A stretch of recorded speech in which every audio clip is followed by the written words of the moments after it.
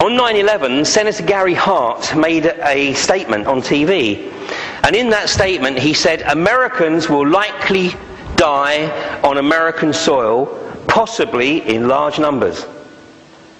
Now, when I heard him make that speech, and it took me a couple of months before I actually sort of managed to find the video of it and look at it again, because it was a speech, I was watching it in Belize, so it was early in the morning for me when 9/11 was going down, but I remembered that speech. But I later traced it. He wasn't actually making that speech from any original point of view.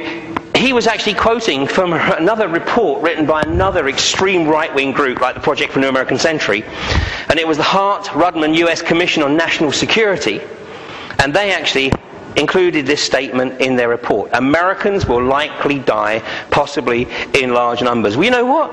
I reckon he was talking about the pharmaceutical industry. Because in the US alone, there are over 106,000 deaths every year, and catch this next bit, from properly prescribed medicines. Taken exactly as directed. From properly prescribed medicines. I mean, I tell you, this has opened up a whole new avenue of research for me. And there's one particular book that I came across. It's called Corporate Crime in the Pharmaceutical Industry. And when I tried to get my hands on it, you know what I was being told was that the pharmaceutical industry, this book was published in 1984, had basically tried to buy up every copy of this book. Well, I eventually managed to get this copy for the princely sum of 58 quid, would you believe? And it's an old library book. So I am extremely grateful for the guy who didn't, or lady who didn't return their library book. I mean, they made out like a bandit because I came along and bought it for 58 quid, questions later. But it's a wonderful book. Corporate Crime in the Pharmaceutical Industry. I mean, wonderful in a perverse sort of way because it gives insights. And you can see that these guys know that this kind of death rate is normal. But they're happy to live with it. And look at this.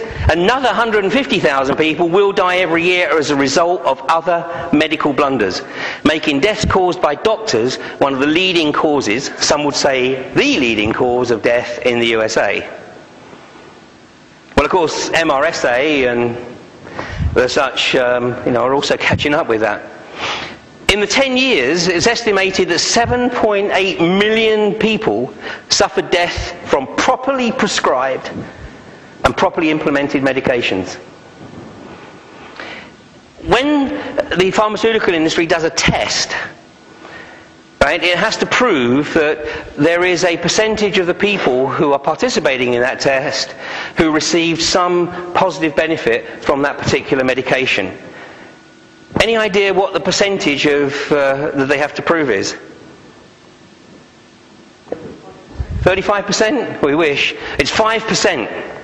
It's 5%. Coincidentally, by the way, that's exactly the percentage of the survival rate of anybody with cancer who undertakes chemo. You've actually got more chance. You've got more chance of survival by picking up a pistol with one bullet in the chamber and spinning the chamber. You've got a 1 in 6 chance of survival then.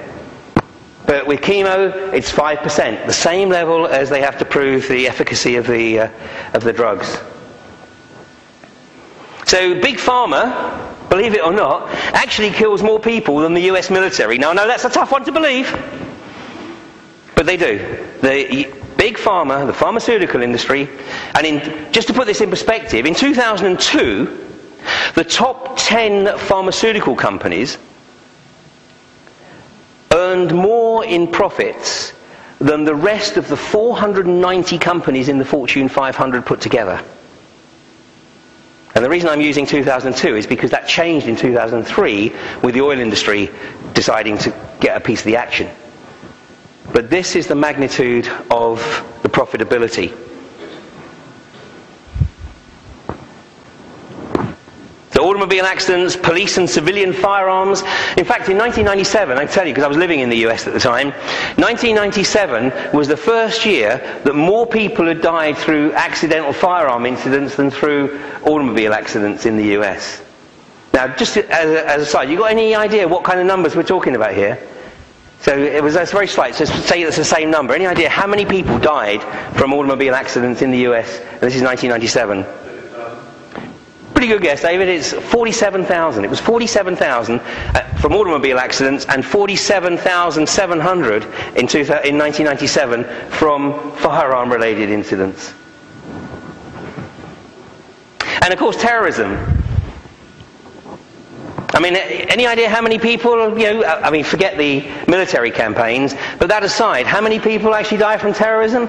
Once you discount 9/11, once you discount the Madrid bombs on 3/11, the London bombs on 7/7, etc., any idea how many people die from terrorism? None. Big fat zero. And yet we have a war on terror. But, basically, fundamentally, what's killing people is not terror. It's the pharmaceutical industry. And they want more of the action. So why don't we know about it? Well, that's really very simple. The dumbing down process is remarkable. It's very, very successful. Dla tolerancji w Polsce zrobiłam bardzo wiele. Kurwa, dobrze, niech wali twardo, ale taka fraka. Kakieta was muszę, no nic. Małżeństwo to związek kobiety i mężczyzny. Pierdolona sprawa. Wiedział pan, że Aleksander Gudzołaty dał 1 000 000 złotych na kampanię SLD? Nie wiedziałem. Łysy frajer.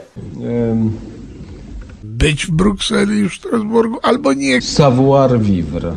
Słuchajcie, z facetami to jest tak, że naprawdę... To był twój narzeczony?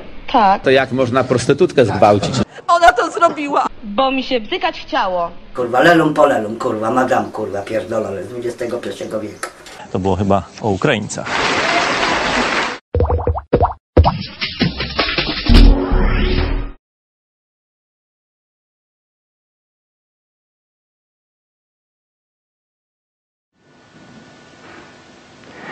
A couple of weeks ago, about 4 weeks ago, on BBC One, I think it was 8:30 in the evening, on BBC One there was a programme which was the BBC doing a bit of balanced reporting, and it was presenting the case for a DNA database.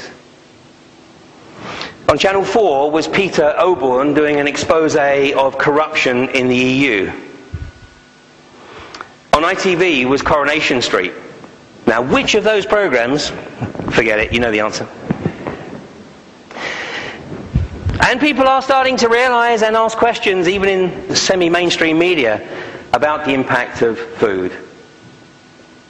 This dumbing down process, coupled with a dire reduction in food quality, is taking its toll. This is the New Scientist, the all-American high. Can fast food alter your brain in the same way as tobacco and heroin? Well, I've got to tell you that it's actually nearly 30 years since my first experience of realising that food impacts on behaviour. And at the time, I was a young training officer with Schlumberger. And we had an apprentice there who, at the time, he was a punk. I mean, he came in, to work every day dressed like a punk, which was not a problem. He was a wonderful character. I mean, I've always worked on the basis that, I want people working in my teams who have, some drive. My basic principle is it is far easier to rein in a bucking bronco than it is to try and kickstart a dead donkey. Well, this guy was a serious bucking bronco. And I didn't want to lose the guy, but, his behaviour was unpredictable, to say the least. Anyway, we had a company doctor, and I went to speak to this company doctor, and I sat and listened to him, and he went on for me about 20 minutes saying how he believed that if he could get this guy to change his diet, it would change his behaviour. And I sat there thinking, yeah, right. Anyway, I had a lot of respect for this particular doctor, and I persuaded this young man to come in to see the doctor with his mother. And I told him basically this was his last chance. I mean, if this didn't work out, there was no way the company was going to be able to keep him on the payroll. Anyway, he came in and he agreed to abide by the diet plan that this doctor, this is 1979, that this doctor put in front of him. I kid you not, 6 weeks later I didn't recognise that young man. And he didn't recognise himself either. And this is totally without any medication.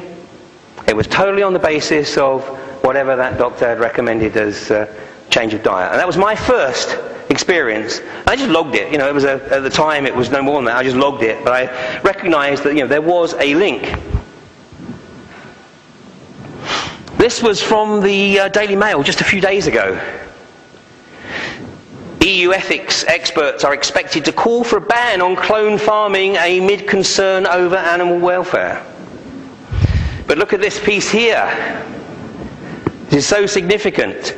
The US Food and Drug Administration is expected to give approval for the sale of clone animal food without labelling in the next few weeks. This is another part of the Codex. The Food Labelling Committee is the responsibility of the Canadians, very close obviously to the US. A lot of pressure from the US.